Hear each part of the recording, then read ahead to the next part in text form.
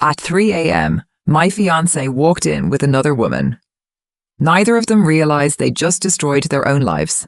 My name is Claire Bennett. I was 32 when I learned that betrayal doesn't always arrive with a confession. Sometimes it walks through your front door using a key you willingly handed over. At 3 o'clock that morning, I heard my apartment door unlock. A client meeting had been cancelled at the last minute, so instead of spending the night across town as planned, I'd grabbed coffee from a 24-hour diner and driven home. Ethan had texted earlier saying he was staying with his friend Marcus after a whiskey tasting. Whiskey tasting got out of control. Safer if I crash here, love you. I'd replied with a heart. Now his key scraped against the lock. There were only 2 keys to the apartment, mine and Ethan's. The door opened and he stepped inside carrying one shoe in his hand, his shirt wrinkled and half unbuttoned. He took a single step before seeing me. He froze, and for the briefest moment surprise, fear and calculation crossed his face before a woman's voice floated in from the hallway. Babe, who's that? Not, who's inside? Not, who are you talking to? Who's that? She spoke as if Ethan lived there and I didn't. A moment later she appeared behind him. She was elegant despite looking slightly disheveled from the night out, holding her heels in one hand. As she stepped closer, her other hand brushed lightly across Ethan's lower back, with the casual familiarity of someone who had done it many times before. I quietly set my coffee on the table. Claire, Ethan said carefully. You're home. I live here. The woman looked between us, her confidence wavering just enough to tell me she'd heard my name before. This is Vanessa, Ethan said quickly. She works near Marcus's place. Vanessa forced a smile. Ethan had too much to drink. I was just making sure he got home safely. Marcus couldn't do that. He left early. You told me you were staying at his apartment. I changed my mind. Every answer came too quickly, as if he'd rehearsed excuses without deciding which one to use. Neither of them seemed prepared for how calm I was. Ethan knew honesty mattered more to me than almost anything, and he knew I'd ended a previous relationship over a single lie. That was probably why his hand trembled slightly as he slipped his phone into his pocket, while Vanessa shot him a quick, familiar glance that spoke louder than either of them had. Thank you for bringing him home, I said. Of course. 3 floors above Marcus's apartment. The colour drained from Ethan's face. Marcus lived 15 minutes away, nowhere near our building. Vanessa hesitated, clearly caught off guard, before Ethan stepped between us. I asked her to come upstairs. Why? I wanted to make sure you weren't awake. The admission slipped out before he realized what he'd said. Silence settled over the room, and neither of them seemed to know how to recover. I wasn't about to help. People often reveal the truth when they rush to escape an uncomfortable silence. Claire, nothing happened, Ethan finally said. Vanessa slipped on her shoes. I should go. I'll walk you out. You've already brought her far enough. For a split second, irritation replaced the panic on Ethan's face. Somehow, after bringing another woman home at 3 in the morning, he still seemed annoyed that I wasn't making things easy for him. As Vanessa turned toward the door, I caught her slipping a folded piece of paper into Ethan's jacket pocket while pretending to straighten his collar. The gesture was so smooth it looked practiced. After they left, I watched through the peephole. Instead of heading straight to the elevator, Vanessa stopped, held Ethan's wrist and spoke quietly while he leaned in to listen. Only after glancing back toward our apartment did he follow her downstairs. Ethan returned nearly 40 minutes later. By then I was already in bed, pretending to sleep. He stood beside me for several seconds, listening to my breathing before letting out a long, relieved sigh. That sound hurt more than any lie he told. He wasn't relieved because he thought he'd spared my feelings. He was relieved because he believed he'd escaped the consequences. After he showered and fell asleep, I waited another 30 minutes before searching his jacket. Inside the pocket was the folded note. At the top was the embossed logo of the Meridian, a luxury residential tower across town. Beneath it were a unit number, a garage code, and one handwritten instruction. Use the west elevator after midnight. Cameras are down again. I photographed the note, slipped it back exactly where I'd found it, and stared toward the bedroom. 5 months earlier, Ethan had proposed to me. Now another woman was giving him secret instructions for entering her building without being seen. I wanted to wake him and demand the truth. Instead, I ordered 2 wireless security cameras before sunrise. By the time Ethan woke, I was already dressed for work. About last night, I have an early presentation. Claire, Vanessa is just someone I know through work. You told me she worked near Marcus's apartment. He hesitated. That's what I meant. We'll talk tonight. He studied my face, trying to decide whether I believed him, then kissed my cheek. Love you.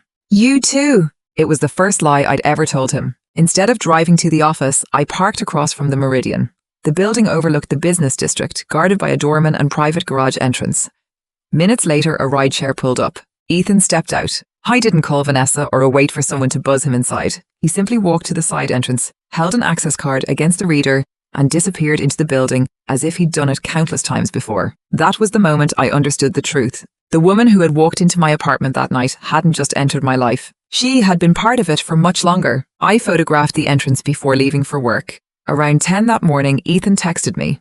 "Good luck with your presentation. Dinner tonight? My treat." I replied with a single word. "Sure." The message almost made me smile. Less than an hour after walking into another woman's building with his own access card, Ethan was inviting me to dinner as if he were the thoughtful fiancé everyone admired. The security cameras arrived that afternoon. I left work early, told my assistant I had a migraine, and hid one camera facing the front door and another near the hallway leading to my office. Both blended perfectly into the apartment, and the video was clear enough to capture every detail. That evening, Ethan acted as though nothing had happened. Over dinner, he ordered my favorite wine, reached for my hand, and frowned. "You've been distant. You brought another woman home at 3 in the morning. She brought me home, using your key. I was drunk. She calls everyone babe." I pulled my hand away.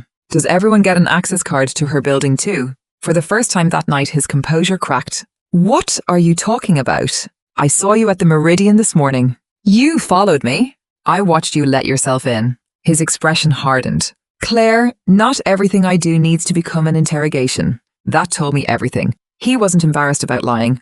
He was irritated that I'd caught him. "I'm giving you a chance to explain. I went there to help Vanessa prepare for a meeting. At 8 in the morning? She starts early. What meeting? You wouldn't know the people involved." That answer ended the conversation for me. Ethan knew my work well enough to understand exactly what I did. If he refused to explain, it wasn't because I wouldn't understand. It was because he didn't want me asking another question. I let the subject drop, and he relaxed immediately. For the next 2 days, everything appeared normal. Ethan followed his usual routine while I monitored the camera feeds, seeing nothing more than ordinary trips between the kitchen, bedroom, and living room. Late Thursday night, my phone vibrated with a motion alert. I opened the live feed and watched Ethan unlock the apartment before Vanessa followed him inside. There was no hesitation this time. Ethan locked the door, pulled her into his arms, and kissed her with the ease of someone repeating a familiar routine. I expected anger. What came instead was a quiet acceptance. When they separated, Vanessa laughed softly. "She really believed the Marcus story. She wants to believe me," Ethan replied. "That's not the same thing. It's enough." Then she crossed straight to my kitchen, opened the refrigerator without hesitation, and poured herself a glass of wine. She knew exactly where everything was. My stomach tightened. She'd been there before. Ethan followed her toward my office. "Where are the Hawthorne files?" she asked. "In her office." "You said she brought them home." "She did." "Then let me see them." The Hawthorne proposal was one of the most confidential projects my company had handled that year. Only a handful of people had access to the financial models and acquisition strategy. Vanessa walked straight to my desk. She didn't hesitate or look around. She opened the first drawer, searched through several folders, found the blue Hawthorne file, and began photographing every page while Ethan calmly pointed out the sections containing the valuation range and client numbers. The affair instantly became secondary. They weren't just betraying me, they were stealing confidential information that could destroy my career. When they finished, Ethan carefully returned the folder exactly where he'd found it before they left the apartment together. The next morning, I called Scott Mercer, a corporate security consultant I'd worked with years earlier. She was in my apartment photographing confidential documents. His tone changed immediately.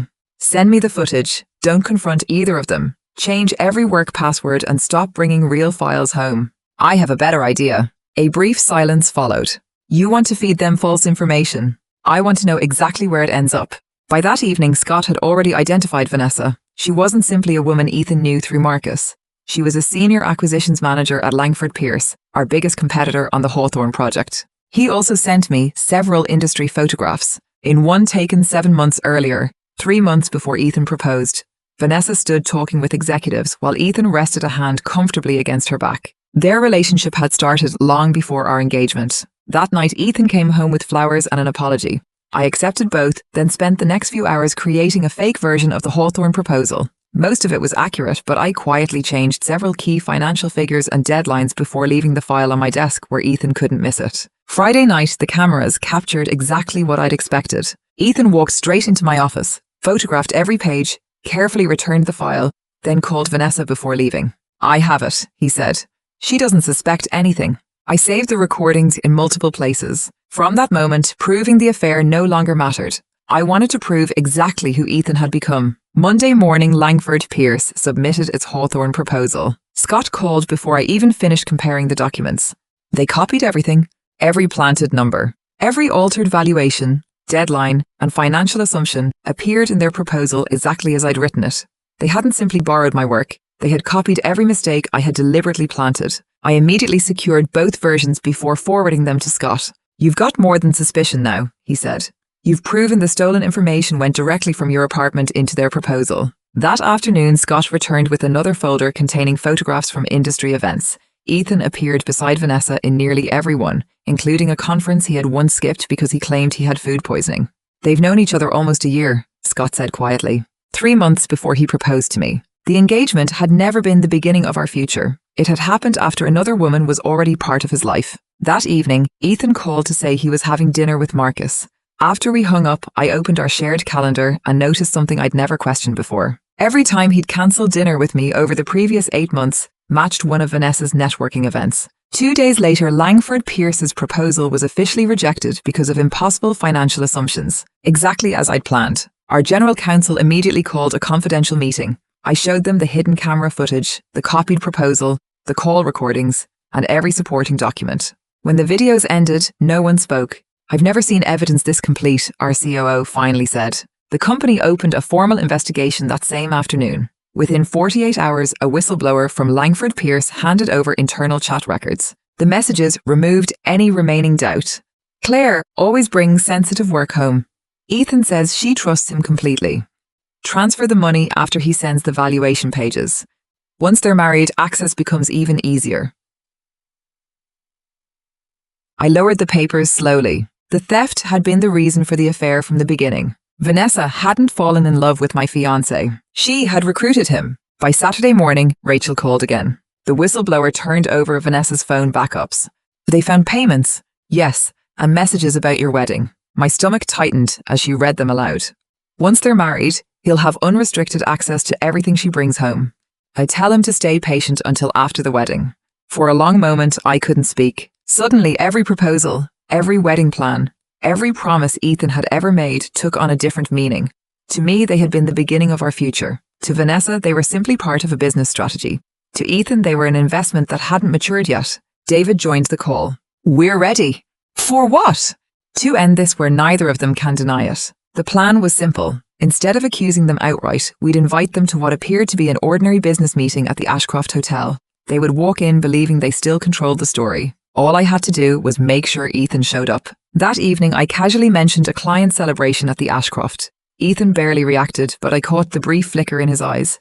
A few minutes later, the hidden camera recorded him quietly texting Vanessa beneath the dinner table. The bait had worked. Thursday evening, I arrived at the Ashcroft carrying a briefcase filled with surveillance footage, security logs, financial records, and message transcripts. Rachel, David, and 2 outside attorneys were already waiting. At 6:56, Vanessa walked in. She smiled politely until she saw me. Then Ethan arrived. The confidence disappeared from his face the instant our eyes met. "Claire," I pointed to the empty chair. "Sit." David wasted no time. "We believe confidential company information was stolen and delivered to Langford Pierce." Rachel projected both Hawthorne proposals onto the screen. "Our financial model and yours contain the same impossible errors. That isn't coincidence." She then played the surveillance footage. The room watched Vanessa search my office, photograph confidential files, and hand them back to Ethan. A second recording showed Ethan returning alone to photograph the fake proposal before calling Vanessa. "I have it," his voice echoed through the room. "She doesn't suspect anything."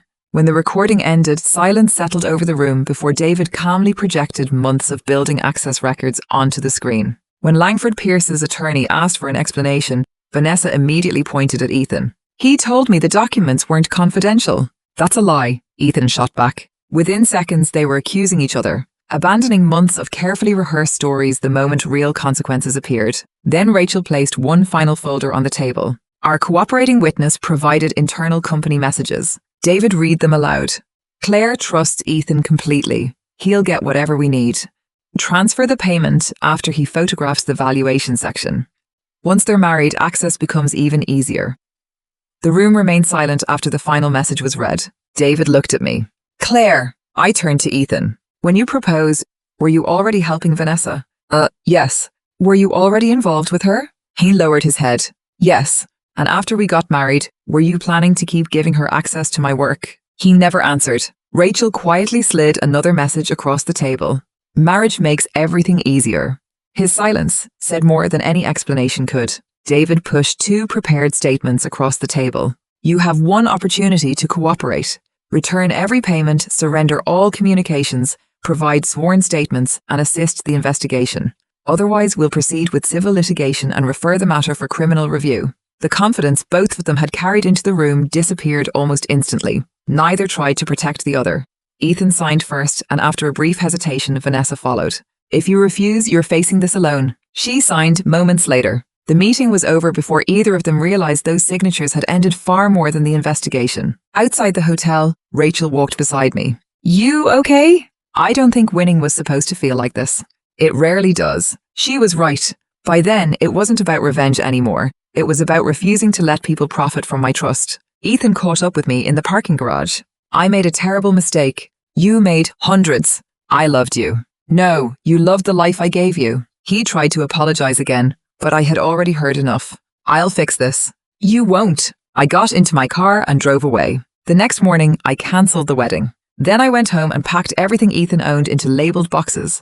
By evening, the apartment looked almost untouched. At 6 o'clock, the locksmith arrived and every key, code, and access credential connected to Ethan was gone before sunset. That night, he discovered the locks had changed. Security called to ask whether he should be allowed upstairs. No, his belongings were waiting downstairs. Within days, the consequences spread quickly. Longford Pierce suspended Vanessa and launched its own investigation. My company filed civil claims against both of them, armed with surveillance footage, financial records, internal messages, and signed confessions. The Hawthorne client confirmed Langford Pierce had lost the contract because of the false financial data Ethan had stolen from me. A few days later, I met Ethan's father, Robert. Robert spent several quiet minutes reading the evidence before looking up. He accepted money while planning to marry you. Yes. Without another word, he reached for his phone. I won't be funding his consulting business. The nearly $400,000 investment Ethan had counted on disappeared with a single decision. The following week, Ethan returned to my apartment. After I changed the locks, he'd moved into Vanessa's apartment. Now she'd thrown him out too. Security called.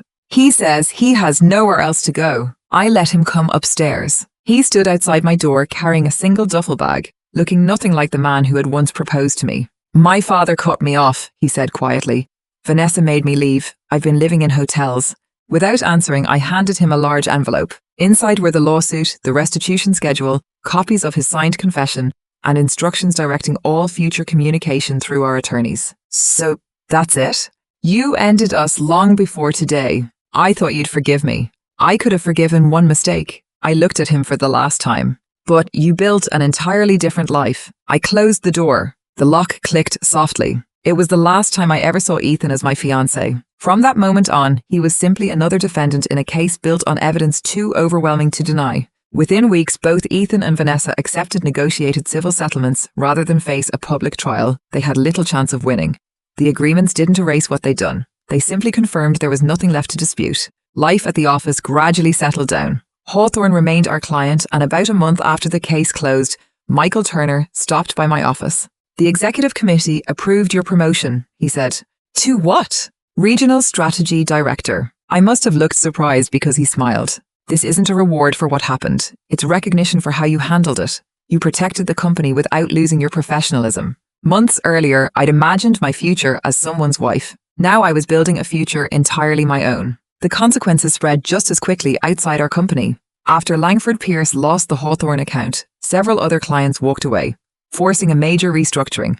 Vanessa's reputation collapsed almost overnight, and the career she'd spent years building disappeared with it. Ethan's life unraveled too. Without his father's financial support and facing restitution payments, he sold nearly everything he owned while old friends quietly drifted away. 3 months after the settlement, my attorney sent one final update. Mr. Cole has asked whether Ms. Bennett would consider resolving all remaining personal matters through mediation.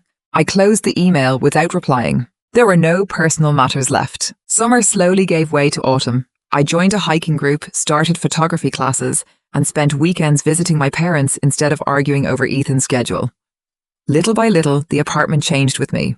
The walls became sage green, the guest room turned into a library, and the dining table that once held wedding plans filled with books, flowers, and travel ideas. For the first time in years, the apartment truly felt like home. Nearly 5 months later, I saw Ethan again at an industry conference. He looked older, not because of age, but because of everything he'd lost. "Congratulations on your promotion," he said quietly. "Thank you." After an awkward silence, he finally admitted, "I thought I could keep both lives." "You couldn't. I know that now." For months, I'd imagined this conversation, expecting anger or satisfaction. Instead, I felt neither. The hurt had already been left behind. "I hope you're happy," he said. "I am." He nodded once and disappeared into the crowd. That was enough. A few weeks later, I met Robert Cole at a charity fundraiser. Over coffee, he admitted he'd spent months wondering where he'd failed as a father. "I taught Ethan how to succeed," he said, staring across the skyline. Somewhere along the way, he decided success mattered more than character. We spoke for a while about work and travel, never returning to the past. We didn't need to. People sometimes ask why I stayed calm that night instead of confronting Ethan immediately. The answer has never changed. If I'd confronted him at 3 in the morning, he would have lied. By waiting, I let him expose himself. These days, I come home, unlock the apartment, and set my keys on the table. Nothing waits behind the door except silence. For a long time, I thought silence meant loneliness. Now I know better. It sounds like home.